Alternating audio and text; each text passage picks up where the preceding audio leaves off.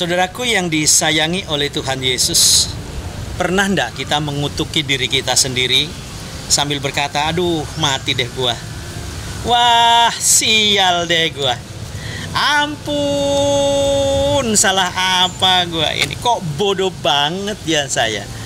Saudaraku, seringkali tatkala kita menghadapi sebuah kesulitan, itu muncul tanpa kita sadari loh saudara, itu muncul. Dan ini adalah dampak yang kurang bagus buat kita. Karena apa? Karena mengutuki diri sendiri itu adalah sebuah kesalahan. Salahnya di mana? Ya jelas dong, kutuk itu adalah kata-kata laknat yang tidak seharusnya kita ucapkan. Kata-kata negatif yang harusnya kita hindarkan.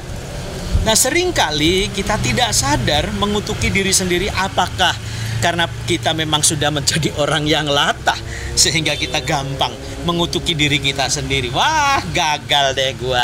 Sial, kenapa ini terjadi? Ini istri saya nih gara-gara. Oh, ini anak saya ini gara-garanya. Oh, ini mertua saya gara-garanya. Akhirnya saudaraku sekalian, sudah mengutuki diri sendiri, kita ngutukin juga orang lain, menyalahkan orang lain. Ini adalah sikap yang tidak benar. Makanya firman Tuhan kembali mengikatkan kepada kita dalam pergaulan kita. Karena pergaulan yang buruk itu akan membuat kehidupan kita buruk atau menularkan kebiasaan yang buruk. Tetapi kebiasaan yang baik itu akan terus juga menular kepada kita melakukan hal-hal yang baik. Daripada itu saudaraku sekalian, juga kata-kata kutuk ini memang adalah kata yang perlu kita hindari dan kita jauhi. Kenapa saudaraku sekalian? Ya, satu tadi yang saya sudah jelaskan, bahwa kalau kita senantiasa mempersalahkan diri kita dengan kalimat-kalimat yang tidak pantas kita ucapkan, itu akan membuat celah buat kita. Yang diuntungkan siapa? Yang diuntungkan adalah iblis.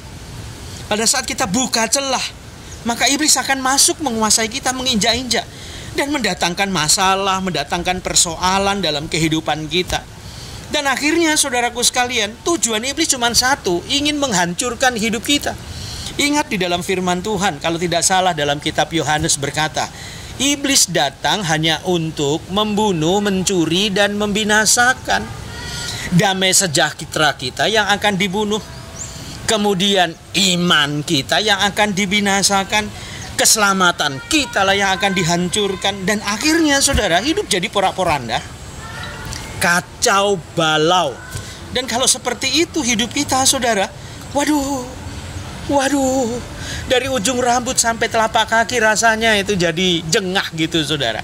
Sakit semuanya, badan ini rasanya aduh tidak enak.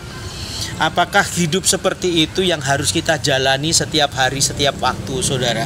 Betul, masalah itu tanpa kita minta dia datang. Masalah itu adalah keadaan yang paling rajin mengunjungi rumah kehidupan kita. Kalau kita tahu saudara masalah begitu pelik, kenapa juga kita harus mengutuk diri kita? Harusnya kita hadapi masalah ini. Sehingga saudaraku sekalian, mengutuki diri kita sendiri adalah sebuah kesalahan.